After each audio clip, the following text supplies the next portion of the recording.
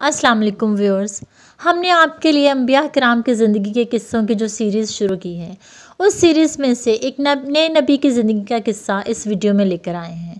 لیکن اس نبی کی زندگی کے بارے میں جاننے سے پہلے آپ سے ہماری ہمبل ریکویسٹ ہے کہ ہمارے چینل کو سبسکرائب کیجئے اور ساتھ لگے بیل آئیکن کو ضرور پریس کیجئے تاکہ ہماری ہر نئی آنے والی ویڈیو سب سے پہلے آپ تک پہنچ سکے۔ تو آئیے چلتے ہیں حضرت یونس علیہ السلام کی زندگی کے واقعے کی طرف۔ حضرت یونس علیہ السلام کا ذکر قرآن عزیز میں آیا ہے۔ حضرت یونس علیہ السلام کا ذکر قرآن کریم کی 6 سورتوں میں آیا ہے: سورہ نساء، سورہ الانعام، سورہ یونس، سورہ صافات، سورہ انبیاء اور سورہ قلم۔ ان میں پہلی 4 سورتوں میں یونس علیہ السلام کا نام کا ذکر ہے اور آخری 2 سورتوں میں ذو النون اور صاحب الحوت یعنی مچھلی والا کہہ کر پکارا گیا ہے۔ حضرت یونس علیہ السلام ایک عظیم اور کریم نبی تھے۔ ان کا قصہ قرآن کریم میں ایک انوکھا قصہ ہے۔ حضرت یونس علیہ السلام کا زمانہ 784 سے 860 قبل مسیح کے درمیان بتایا جاتا ہے۔ حضرت یونس علیہ السلام کے والد کا نام متی تھا اور یہ سیدنا ابراہیم علیہ السلام کی نسل سے تھے، لہٰذا یہ اسرائیلی نبی تھے۔ حضرت یونس علیہ السلام کی عمر مبارک 28 سال تھی تو اللہ تعالیٰ نے انہیں منصب نبوت سے سرفراز فرمایا۔ ان کو آشوریوں کی ہدایت کے لیے عراق بھیجا۔ یہ کافر و مشرک لوگ تھے۔ اس قوم کا مرکز اس وقت نینوا تھا، جس کے وسیع و عریض کھنڈرات آج بھی دریائے دجلہ کے مشرقی کنارے پر آباد موصل شہر کے عین مطابق پائے جاتے ہیں۔ حضرت یونس علیہ السلام نے آشوریوں کو وحدہ لا شریک لہ کی دعوت دی تو انہوں نے حضرت یونس علیہ السلام کو جھٹلایا اور بتوں کی پرستش کرنے سے انکاری رہے، ایسے کفر پر ڈٹے رہے۔ پھر انہوں نے یونس علیہ السلام پر ظلم و ستم شروع کر دیا، انہیں دھمکیاں دی گئیں اور دعوت حق کا مذاق اڑایا۔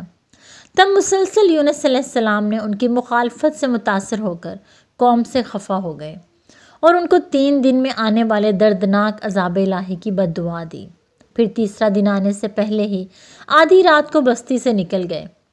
دن کے وقت جب عذاب قوم کے شہریوں پر پہنچ گیا تو انہوں نے حضرت یونس علیہ السلام کو تلاش کیا مگر وہ نہ ملے۔ حضرت یونس علیہ السلام کا اپنی قوم سے ناراض ہو کر چلے جانا ہجرت تھی، مگر انہیں اس کا حکم نہیں دیا گیا تھا۔ وہ عذاب کی اطلاع دینے کے بعد اللہ کی اجازت کے بغیر اپنا علاقہ چھوڑ کر چلے گئے تھے۔ آثار عذاب دیکھ کر جب آشوریوں نے توبہ استغفار کی تو اللہ تعالیٰ نے انہیں معاف فرما دیا۔ قرآن مجید میں اللہ کے دستور کے جو اصول بیان فرمائے گئے ہیں ان میں ایک یہ بھی ہے کہ اللہ تعالیٰ کسی قوم کو اس وقت تک عذاب نہیں دیتا جب تک وہ اپنی حجت پوری نہیں کر لیتا۔ بس کب نبی نے اس قول کو مہلت کے آخری لمحے تک نصیحت کا سلسلہ جاری نہ رکھا اور اللہ کے مقرر کردہ وقت سے پہلے وہ خود ہی ہجرت کر گئے تو اللہ تعالیٰ کے انصاف نے اس قوم کو عذاب دینا گوارا نہ کیا، کیونکہ ان پر تمام حجت کی شرائط پوری نہ ہوئی تھیں اور انہیں معاف فرما دیا۔ حضرت یونس علیہ السلام فرات کے کنارے پہنچے تو ایک کشتی کو مسافروں سے بھرا ہوا پایا۔ حضرت یونس علیہ السلام کشتی میں سوار ہو گئے اور کشتی نے لنگر اٹھایا۔ پورے دن میں کشتی سمندر میں سکون سے چلتی رہی۔ اچانک اونچی اونچی لہریں اٹھنے لگیں۔ لوگوں نے اپنا ساز و سامان سمندر میں پھینک دیا کہ کشتی کا بوجھ کم ہو جائے، لیکن کشتی کا بوجھ پھر بھی کم نہ ہوا۔ جب کشتی ڈگمگانے لگی تو کشتی کے غرق ہونے کا یقین ہونے لگا۔ اہل کشتی نے اپنے عقیدے کے مطابق کہا کہ ایسا معلوم ہوتا ہے کشتی میں کوئی غلام اپنے آقا سے بھاگا ہوا ہے۔ جب تک اس کو اس کشتی سے جدا نہ کیا جائے نجات مشکل ہے۔ یونس علیہ السلام نے سنا تو ان کی تنبیہ ہوئی کہ اللہ تعالیٰ کو میرا نینوا سے وحی کا انتظار کیے بغیر اس طرح چلے آنا پسند نہیں آیا اور یہ میری آزمائش کے آثار ہیں۔ یہ سوچ کر انہوں نے اہل کشتی سے فرمایا کہ میں وہ غلام ہوں جو اپنے آقا سے بھاگا ہوا ہوں، مجھے کشتی سے باہر پھینک دو۔ مگر فلاح اور اہل کشتی نے ان کی پاک بازی سے اس قدر متاثر تھے کہ انہوں نے ایسا کرنے سے انکار کر دیا اور آپس میں یہ طے کیا کہ قرعہ اندازی کی جائے۔ چنانچہ 3 مرتبہ قرعہ اندازی کی گئی اور تینوں مرتبہ قرعہ اندازی میں حضرت یونس علیہ السلام کا نام نکلا۔ تب مجبور ہو کر انہوں نے حضرت یونس علیہ السلام کو دریا میں ڈال دیا اور خود دریا میں کود گئے۔ اس وقت خدا تعالیٰ نے مچھلی کو حکم دیا کہ انہیں نگل لو، یہ تمہاری غذا نہیں ہے، اس لیے ان کے جسم پر کوئی تکلیف نہیں ہونی چاہیے۔ مچھلی نے یونس علیہ السلام کو اپنے پیٹ میں نگل لیا۔ یونس علیہ السلام نے جب مچھلی کے پیٹ میں خود کو زندہ پایا تو بارگاہ الہی میں اپنی ندامت کا اظہار کیا کہ کیوں وہ وحی الہی کا انتظار کیے بغیر اور اللہ سے اجازت لیے بغیر امت سے ناراض ہو کر نینوا سے نکل آئے۔ حضرت یونس علیہ السلام نے مچھلی کے پیٹ میں اللہ کو پکارا اور ان پر 3 اندھیرے اکٹھے ہو گئے تھے، رات کا اندھیرا، مچھلی کے پیٹ کا اندھیرا اور سمندر کا اندھیرا۔ اگر وہ یہ تسبیح نہ فرماتے تو قیامت تک مچھلی کے پیٹ میں رہتے۔ آخر کار وہ اندھیروں میں پکار اٹھے، لا الہ الا انت سبحانک انی کنت من الظالمین۔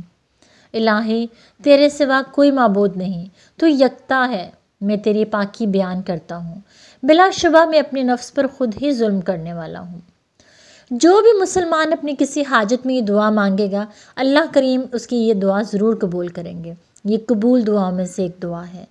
ابن حاتم میں ہے کہ حضور کریم صلی اللہ علیہ وآلہ وسلم فرماتے ہیں کہ جب یونس علیہ السلام نے یہ دعا کی تو یہ کلمات عرش کے گرد گھومنے لگے۔ فرشتے کہنے لگے کہ یہ بہت دور دراز جگہ سے آواز آ رہی ہے، لیکن کان اس سے پہلے اس سے آشنا ضرور ہیں۔ آواز بہت ضعیف ہے۔ اللہ کریم نے حضرت یونس علیہ السلام کی درد بھری آواز کو سنا تو فرمایا، کیا تم اس آواز کو نہیں پہچانتے؟ انہوں نے کہا نہیں۔ فرمایا، یہ میرے بندے یونس کی آواز ہے۔ فرشتوں نے کہا، وہی یونس جس کے پاک عمل قبول شدہ ہر روز تیری طرف چڑھتے تھے اور جس کی دعائیں تیرے پاس مقبول تھیں۔ الہی جیسے وہ آرام کے وقت نیکیاں کرتا تھا تو اس کی مصیبت کے وقت اس پر رحم فرما۔ تو اسی وقت اللہ تعالیٰ نے مچھلی کو حکم دیا کہ وہ آپ کو بغیر کسی تکلیف کے سمندر کے کنارے پر اگل دے۔ روایت میں آتا ہے کہ یونس علیہ السلام مچھلی کے پیٹ میں 3 دن، 7 دن، 40 دن یا چند گھنٹے تسبیح کرتے رہے۔ چنانچہ مچھلی نے اللہ کے حکم سے ان کو سمندر کے کنارے پر اگل دیا۔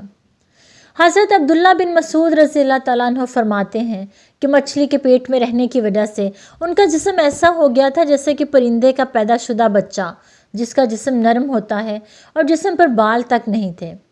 غرض یونس علیہ السلام بہت نحیف و ناتواں حالت میں خشکی پر ڈال دیے گئے تھے۔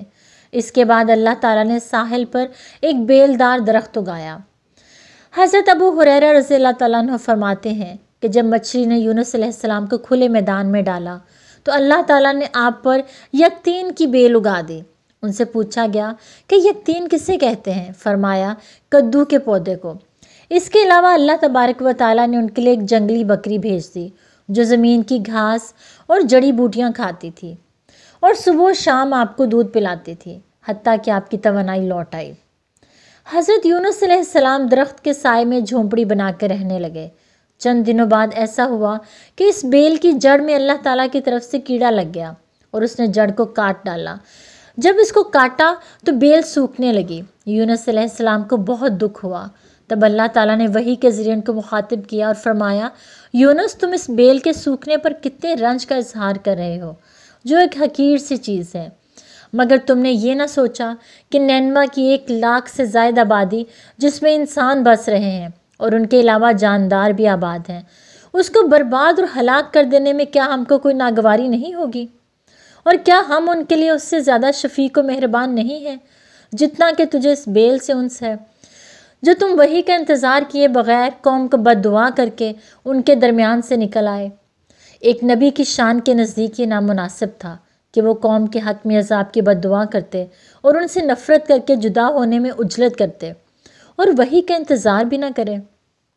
یونس علیہ السلام بستی چھوڑ دینے کے بعد نینوا کے لوگوں کو یقین ہو گیا تھا کہ وہ ضرور خدا کے سچے پیغمبر ہیں اور اب ہلاکت یقینی ہے۔ تبھی یونس علیہ السلام ہم سے جدا ہو گئے۔